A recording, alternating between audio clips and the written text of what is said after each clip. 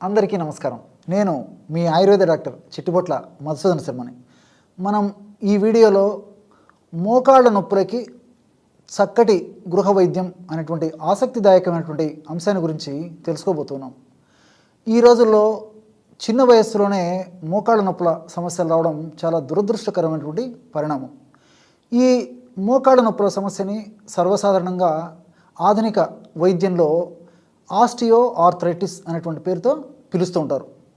ఆయుర్వేద వైద్య విధానంలో మన మహర్షులు సంధివాతం అనేటువంటి పేరుతో చక్కగా ఈ యొక్క వ్యాధిని గురించి విస్తారంగా వివరించి చక్కటి చికిత్సా విధానాల గురించి కూడా తెలియజేయడం జరిగింది. ఆయుర్వేద వైద్య విధానంలో వాత వ్యాధులు 80 రకాలుగా చెప్పబడ్డాయి. ఆ 80 రకాలైనటువంటి వాత వ్యాధుల్లో సంధివాతం అనేటువంటి ఒక వాత వ్యాధిని కూడా మన మహర్షులు చేర్చడం జరిగింది. మరి ఈ యొక్క సమస్య వచ్చినప్పుడు కొంతమందిలో ప్రారంభంలో మొట్టమొదట ఒక కాలే మొదలయ్యి తర్వాత కొన్నాళ్ళకి క్రమక్రమంగా ఆ ఒక కాలులో ఉన్నటువంటి సమస్య పెరిగిపోవడమే కాకుండా మరొక కాలికి కూడా ఈ నొప్పి వచ్చేటువంటి పరిస్థితి ఏర్పడుతూ ఉంటుంది. ఈ సమస్య వచ్చే కొద్దీ మెట్లు ఎక్కడం కష్టంగా ఉంటుంది, దిగడం కష్టంగా ఉంటుంది, అదేవిధంగా కూర్చోవడము లేవడం కష్టంగా ఉంటుంది, వంగడం కష్టంగా ఉంటుంది, ఏదన్నా పని చేసుకోవడం కష్టంగా ఉంటుంది, ఫ్రీగా నడవడం కష్టంగా ఉంటుంది. ఇలా ప్రతి పని కూడా ఇబ్బందికరంగా ఉండేటువంటి పరిస్థితి ఏర్పడుతూ ఉంటుంది. ఆధునికంగా మనం ఆలోచించినట్లయితే అసలు ఈ మోకాళ్ళ నొప్పులు ఎందుకు వస్తాయని చెప్పేసి ఆలోచించినట్లయితే అనేక రకాలైనటువంటి కారణాల వల్ల మోకాళ్ళ భాగంలో వివిధ రకాలైనటువంటి హానికారకమైనటువంటి రసాయన పదార్థాలు ఉత్పత్తి అయ్యి ఆ హానికారకమైనటువంటి రసాయన పదార్థాలు ఉత్పత్తి ప్రభావం చేత మోకాళ్ళని దెబ్బతీస్తాయన్నమాట. ఈ యొక్క ప్రక్రియనంతా ఇన్ఫ్లమేషన్ అనేటువంటి ప్రక్రియతో చెప్తుంటారు.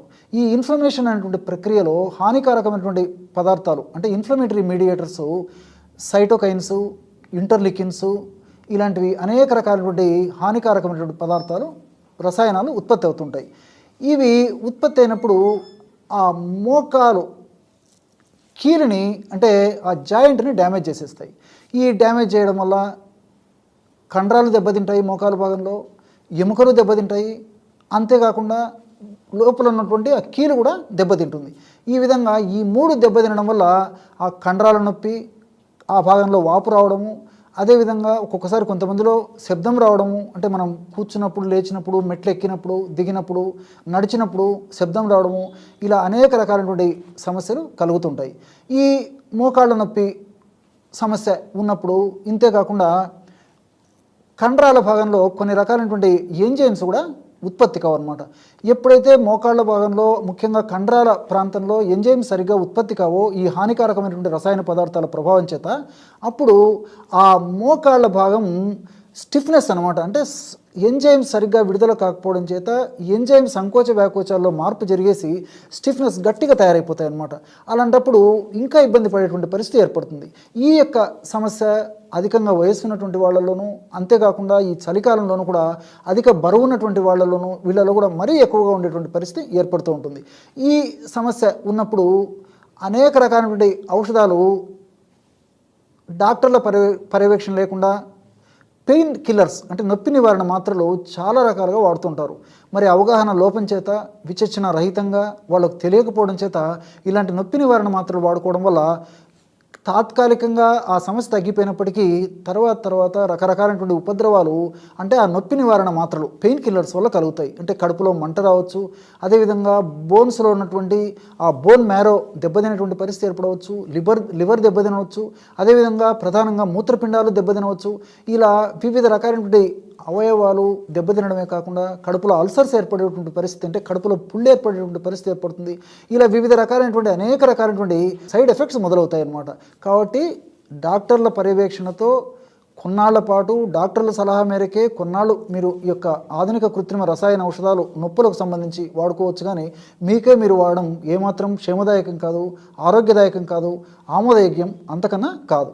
మరి ఈ నేపథ్యంలో మనకు ప్రకృతిలో లభించేటువంటి అనేక రకాలైనటువంటి ఔషధాలపైన సదవగాహన కలిగి ఉండి వాటిని సద్వినియోగం చేసుకున్నట్లయితే చాలా త్వరగా వెంటనే శీఘ్రంగా ఆ యొక్క సమస్య తగ్గిపోతుంది.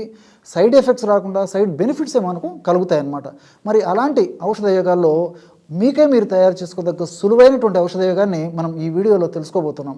ఆ తైలం తయారీకి కావాల్సినటువంటి పదార్థాలు 4.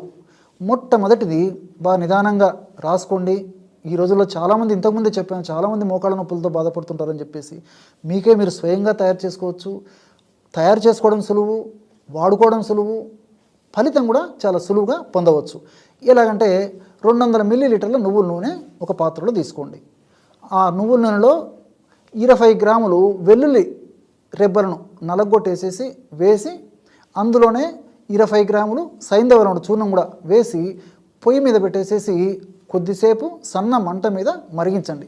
కొద్దిసేపు మరిగించేసరికి ఆ వెల్లుల్లిలో ఉన్నటువంటి ఔషధ గుణాలన్నీ నూనెలోకి వచ్చేస్తాయి అన్నమాట. ఆ వెల్లుల్లి కూడా నల్లగా మారిపోతుంది. ఇదే మీకు గుర్తు. వెల్లుల్లి రెబ్బల యొక్క పొట్టు నల్లగా మారిపోతుందో, అంటే వెల్లుల్లి రెబ్బను దంచి వేసింటాం కదా, నల్లగా మారిన తర్వాత ఆ పాత్రను కిందికి దించేసి ఉడగట్టేసి అందులో 20 గ్రాములు ఇంగువ చూర్ణం. ఇంగువ తెలుసు కదా మనకందరికీ, సర్వసాధారణంగా వంటింటి పోపు దినుసే కదా. ఇంగువను చూర్ణం చేసినటువంటి ఆ యొక్క ఇంగువ చూర్ణాన్ని ఒక్క 20 గ్రాములు ఆ వేడిగా ఉన్న పదార్థాన్ని వడగట్టేసి అందులో వేసేసి మూత పెట్టేసేయండి. ఆ ఇంగువలో ఉన్నటువంటి ఔషధ గుణాలు కూడా క్రమక్రమంగా అది చల్లారేసరికి ఆ నువ్వుల నూనెకి వచ్చేస్తాయి అన్నమాట. అంటే మనకు నువ్వుల నూనెలో వెల్లుల్లి రసము, వెల్లుల్లిలో ఉన్నటువంటి ఔషధ గుణాలు కలిసాయి, సైంధవ లవణంలో ఉన్నటువంటి ఔషధ గుణాలు కలిసాయి, అట్లే ఇంగువలో ఉన్నటువంటి ఔషధ గుణాలు కలిసాయి. ఈ 3 పదార్థాలు కూడా నొప్పిని తగ్గించేటువంటి వాటిలో అత్యుత్తమంగా పనిచేస్తాయి అన్నమాట. దీనికి తోడు తైలం, నువ్వుల నూనె కూడా ఈ యొక్క నొప్పిని తగ్గించడంలో చాలా అద్భుతంగా పనిచేస్తుంది. మనం ఈ 4 పదార్థాలు కలిపి తయారు చేసుకున్నటువంటి పదార్థం కాబట్టి ఇది చాలా అద్భుతంగా పనిచేస్తుంది. ఈ విధంగా ఆ యొక్క తైలాన్ని తయారు చేసుకున్న తర్వాత ఆ యొక్క తైలాన్ని చల్లారిన తర్వాత ఒక గాజు సీసాలో నిల్వ ఉంచుకొని రోజు ఉదయం ఒక్కసారి, సాయంత్రం ఒక్కసారి తగినంత ఈ నూనెని తగినంత తీసుకొని మోకాళ్ళ భాగంలో తగినంత అప్లై చేసి సున్నితంగా మర్దన చేస్తూ ఉండాలి. ఇంతే. ఈ విధంగా సమస్య తీవ్రంగా ఉంటే రోజు 2 సార్లు చేయవచ్చు. సమస్య కొద్దిగా ఉంటే రోజు ఒక్కసారి కూడా చేసినా సరిపోతుంది. ఇక్కడ మీరందరూ కూడా మరొకటి గుర్తుంచుకోవాలి. ఈ రోజుల్లో ఆధునిక నాగరికత పుణ్యమని మన సంస్కృతి ప్రభావాల చేత, పాశ్చాత్య నాగరికత ప్రభావం చేత మరి ఈ రోజుల్లో వ్యాధి లేని మనిషి లేడు అంటే అతిశయోక్తి కాదు. అంటే బీపీ అన్నా ఉంటుంది, గ్యాస్ట్రిక్ ట్రబుల్ అన్నా ఉంటుంది, అదేవిధంగా షుగర్ అన్నా ఉంటుంది, ఇతర అనేక రకాలైనటువంటి లివర్ సమస్యలను ఉంటాయి, కిడ్నీ సమస్యలను ఉంటాయి. ఇలా ప్రతిరోజు ఇంచుమించు ప్రతి ఒక్కరు కూడా కనీసం 3-4 రకాల మందులు వాడేటువంటి పరిస్థితి ఏర్పడిందనమాట. ఈ నేపథ్యంలో చాలామంది డాక్టర్ గారు ఈ నొప్పులతో బాధపడుతున్నాము, మళ్ళీ ఈ నొప్పులకు సంబంధించి కూడా మరి మందులు అంటే వాడడం కష్టమవుతున్నామని చెప్పేసి కూడా కొంతమంది బాధపడుతూ ఉంటారనమాట. మరి అలాంటి వాళ్ళు నొప్పి కొద్దిగా ఉండి ఒక కాలికే ఉండి కొన్నాళ్ళ నుంచే ఉందైతే కేవలం ఈ మందే సరిపోతుందన్నమాట. మన కడుపులోకి వాడవలసినటువంటి అవసరం కూడా లేదు. ఈ మందును వాడుకోవడం వల్ల నొప్పి, పోటు, సలుపు, బాధ ఇలాంటివన్నీ తగ్గిపోతాయి, కంఫర్టబిలిటీ వస్తుంది, సైడ్ ఎఫెక్ట్స్ ఉండవు, సైడ్ బెనిఫిట్స్ ఉంటాయి. కాబట్టి మరి ఇలాంటి సమస్యతో బాధపడేటువంటి వాళ్ళు ఎవరైనా ఉంటే ఈ ప్రకృతి ప్రసాదించినటువంటి ఈ యొక్క ఔషధాన్ని తయారు చేసుకుని వాడుకొని చాలా చక్కగా లబ్ధి పొందవచ్చు. చూశారు కదా ఎటువంటి సులువైనటువంటి ఔషధయోగాన్ని మోకాళ్ళ నొప్పుల సమస్య తగ్గేందుకు ఈ వీడియోలో తెలుసుకున్నారో. మరొక వీడియోలో మరొక అంశంతో మళ్ళీ కలుద్దాం. అంతవరకు నమస్కారం. మీ చిట్టిబొట్ల.